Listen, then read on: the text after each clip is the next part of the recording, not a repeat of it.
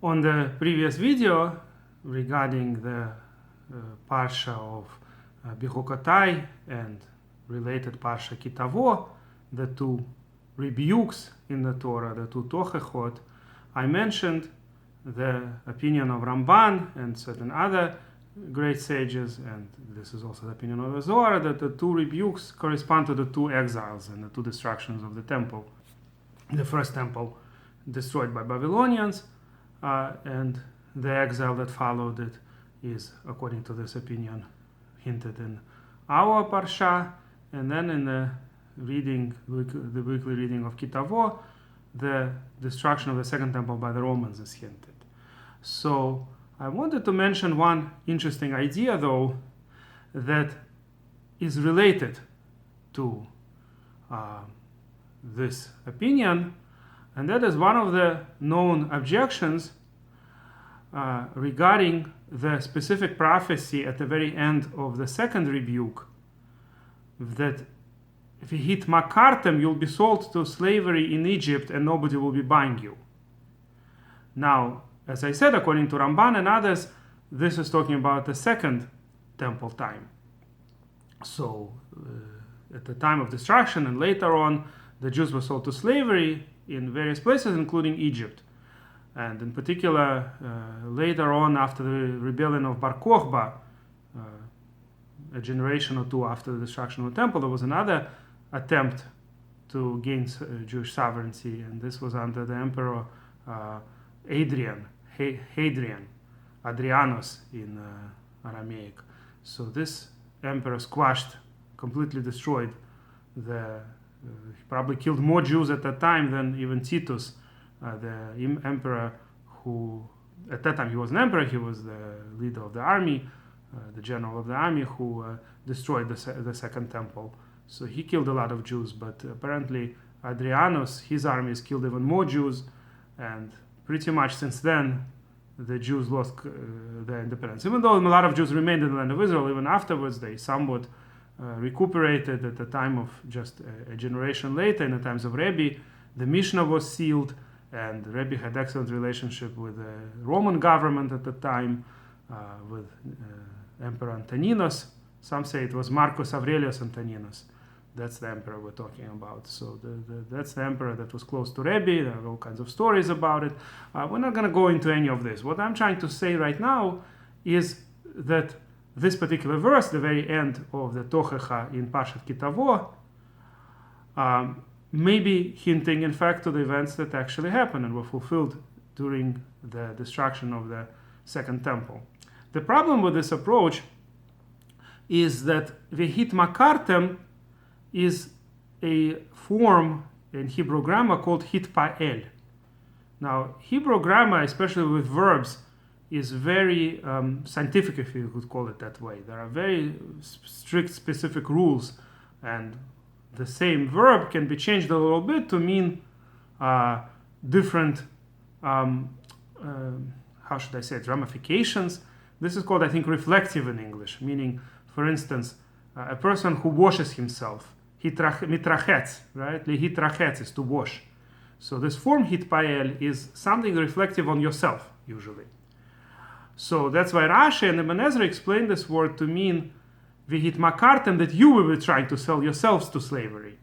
That when you'll be sold in Egypt, I guess your plight will be so horrible, maybe you will be hungry or for whatever other reason, that you'd rather be slaves than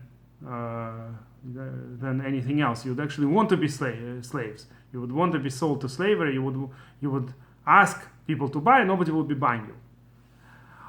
The problem, of course, is that this prediction seems to fit better for the times of first temple than the second, if anything.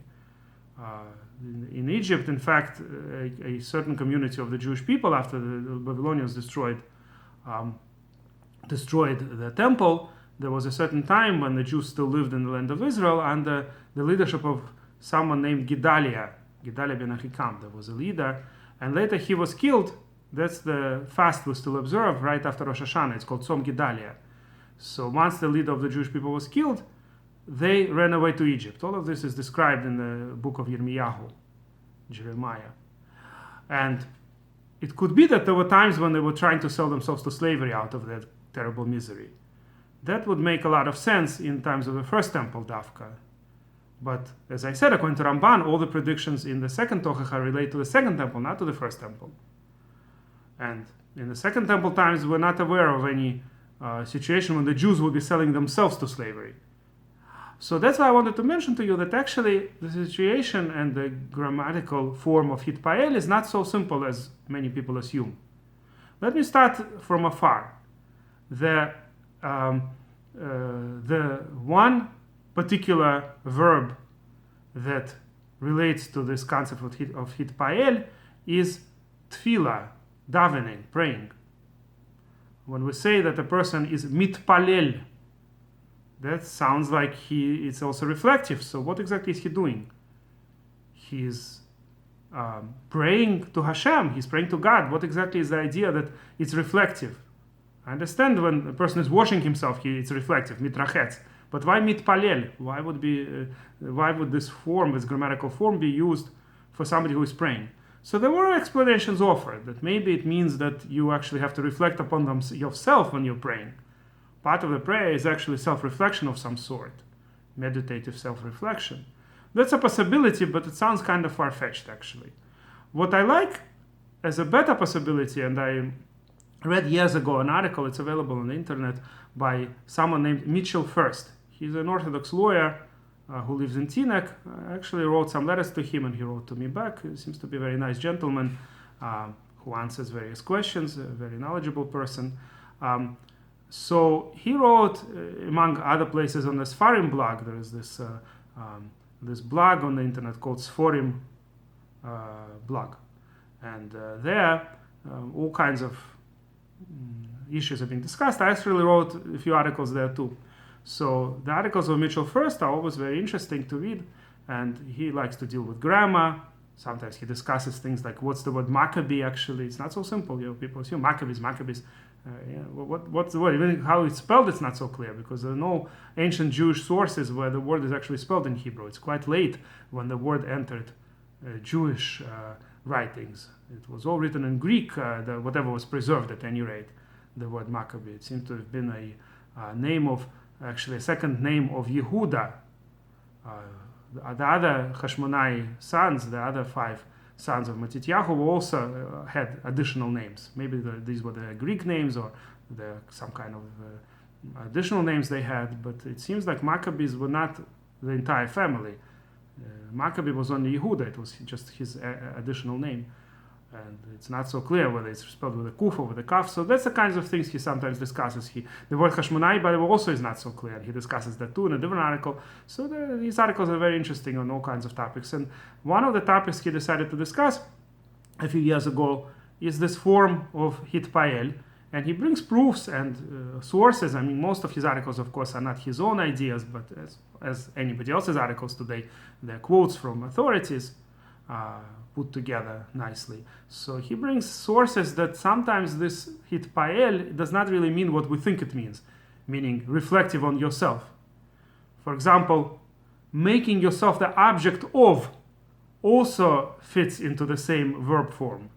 So when we're praying, we're making ourselves the object of God's judgment on us or kindness towards us, depending on what the root actually means. That's a separate issue, what the root means. But I was discussing only what the hitpael form means. So we're making ourselves the object of Hashem's benevolence, Hashem's judgment of us, Hashem's estimation of our level, whatever it is that Hashem does to us, we're making ourselves the object of this. And that's what tefillah is. That's what prayer is.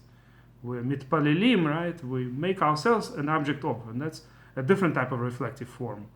Not me making something to myself, it's me making myself an object of some action of somebody else.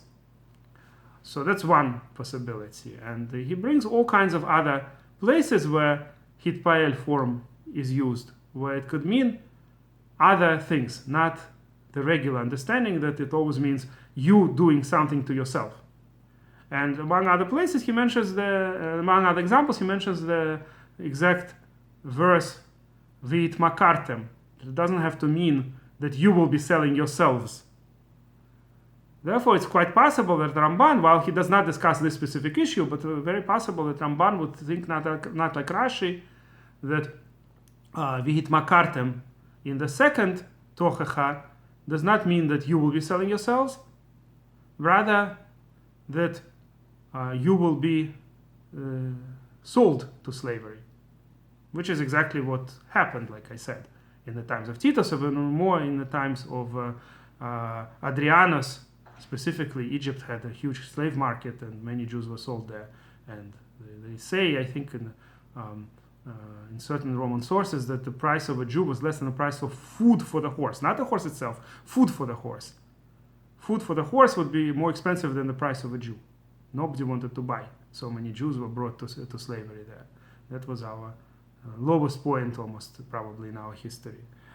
Now, coming back to the opinion of Abarbanel, though, that both exiles are all included in one big exile, and both the Tochecha in our Parsha and in the Parsha we'll read at the end of the year, in KiTavo, they both deal with one long exile. They don't have to match specifically one to the Roman exile and one to the Babylonian exile.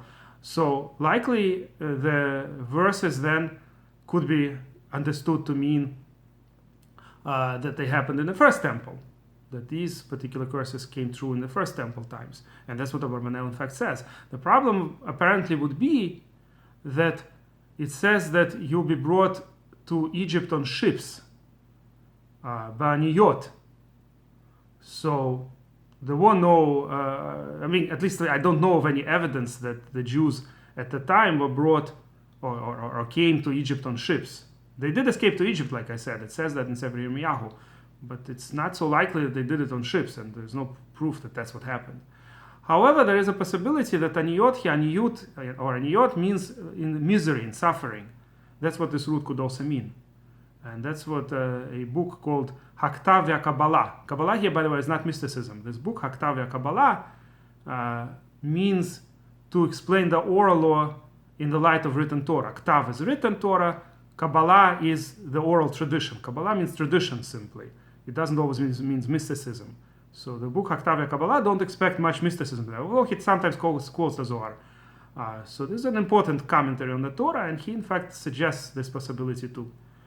And others also suggested it. So one possibility is that in fact the verses in the Parshat KiTavo do deal with the first temple, but not necessarily did it mean that the Jews would be brought to Egypt on ships. And on this I'm going to end. And if you like this video, please press like and please subscribe to our channel.